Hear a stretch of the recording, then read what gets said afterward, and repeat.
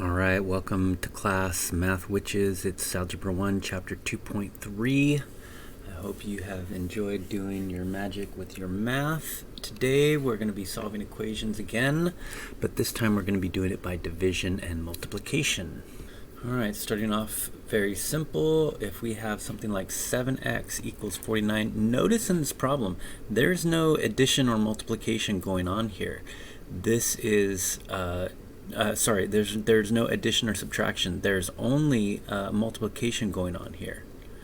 Now the key in problems like this is basically because I need to get rid of the number next to the x, quote unquote get rid of, I can divide in this case by a 7. Now when I do that, make sure also that you do it to the other side, because again, everything over here is the exact same as everything over here. So if I'm going to divide everything over here by 7, I have to do the same over here. Now my 7s are going to cancel on the left. When I'm left with x equals 49 over 7, I know that my 49 is the same as 7 times 7. And I've kind of rewritten this because it was really bad. But anyhow, 7 times 7 over 7. Now my 7s are going to cancel. And I should be clear, this 1 on top and 1 on the bottom is going to cancel, leaving a 1 on the bottom. Giving me 7 over 1, which is just 7. So my final answer is x equals 7. Now with negative 5x equals 20, again, that negative sign, do not lose track of it. I need to get rid of everything here, not just the 5. I need to get rid of the negative sign also. So when I divide this time, I'm going to do it by a negative 5. So on the left, my 5's cancel. On the right, I recognize 4 times 5 is on top, and there's still a negative sign with the 5 on the bottom. So I have to be careful when I do my canceling. I'm only canceling a 5 here. So I'm just canceling a 5 here, and the negative sign really, that now becomes a negative 1, which leads me to this, which leads to this, and I'm really doing this the long way. I really shouldn't be doing this, but I'm just for, final few steps to show you guys. And yeah, you should recognize real quick, the answer is negative 4. Right around here, you should see right away your answer is going to be negative 4. All right, maybe this looks a little tricky, but again, let's just follow our rules and let's see what happens. I get that 3x divided by 3 is equal to 0 divided by 3. So when my 3's cancel, what I have over here is just ends up being 0. So x equals 0. And for a problem like negative x equals negative 12, when it's a negative x, it's not quite by itself. It's like it's being multiplied by a phantom negative, well, a negative 1. Nothing phantom about it because a negative sign is there. So I'm going to have to, in this case, divide by a negative 1 on both sides to get rid of that. And now here, again, I'm really going overboard. You should really see at this point the answer is going to be 12. But to just be very clear, this is like a negative 1 times a 12. This is like a negative 1 times a 1. My negative 1s are going to cancel. I'm going to be left here with x equals 12. And, really from the get-go, you should kind of see right away, let me just divide by a negative 1 and a negative 1. And that would, right from here, you should see x equals 12. All right, now something like this now, we have a fraction times x equaling 8. Here, there's a really slick move. I'm just going to do it. You're going to see it so many times you'll get used to it. The first couple times you see it, it'll be weird, but trust me, you will get used to it. Now, notice what I've done. I have multiplied by the reciprocal. Again, it might seem a little weird, but you'll see why in just a second. Since I did it on this side, I also have to do it on this side. So now I'm going to start simplifying both sides at the same time. Notice how I've rewritten this. My 2's and 3's combine on top and on the bottom as well. The x, it was on the outside. Notice I put it on top because that's where it goes. The x is like being over a 1.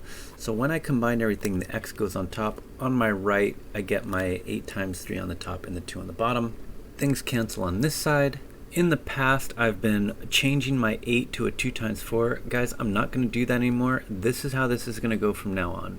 I'm going to cross those two out because something in the 8 is going to cancel with my 2. Turns out the 2 is going to cancel and there's going to be a 4 left. And I prefer to just put my 4 right over here. So I'm left with x equals 3 times 4, so x equals 12. And again, at this point, I'm going to start skipping steps through things that I think you should already know.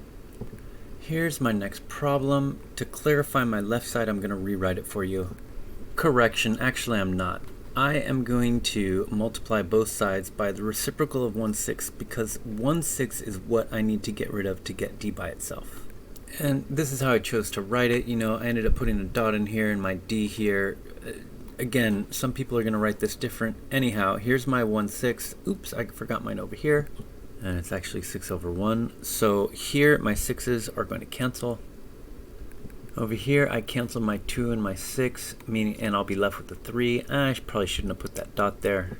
But after inspecting my work, I could see that d equals 3.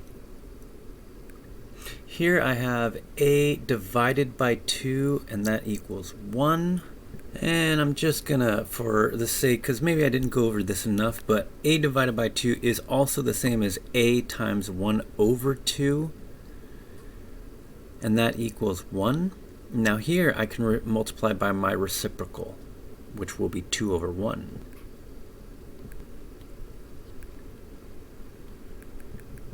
So a ends up equaling 2. And really, from the beginning, folks, if we could just see right here, if we multiplied both sides by a 2, 2 times 1 is going to cancel here, and this will just be a 2. With 2x minus 4 equals 16, the first thing I need to do, again, my goal is to get x by itself. Now, this doesn't have an x with it, so this is the first thing I want to get rid of. Now, here, very quickly, I added 4 to both sides. This is what I get. Now I'm going to divide both sides by 2. These cancel. This reduces to 11. So x equals 11. Just kidding. Haha, mistake. I had a 22 here. It should have been 20. So x equaled 10. Sorry about that. Okay, so by now, in one swoop, I am going to do everything. I am going to add my 12 and my 8x. I'm going to take my 13 and my -6 to the other side, and I'm going to do my math all in one step. So I get 20x on one side, -14 on the other side. Now I need to get rid of this 20. So I just divide both sides by 20.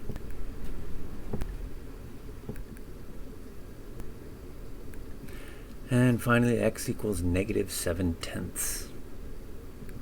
All right, our last equation for this section, 4b minus 8 minus b equals 10b minus 3b.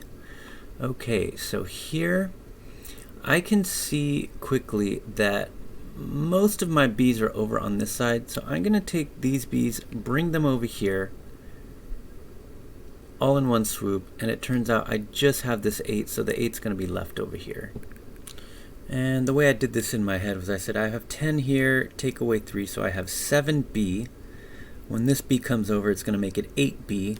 And this b, these 4 b's, when they come over, it's going to be minus, so it's going to be 4 b's. And then my -8 is still there. I need to eliminate the 4, so I divide by 4. This ends up canceling to a 2, or sorry, a -2. So b equals -2. All right, class. Thanks again for coming. I'll see you next time in Algebra 1 at chapter 2.3, chapter 2.4.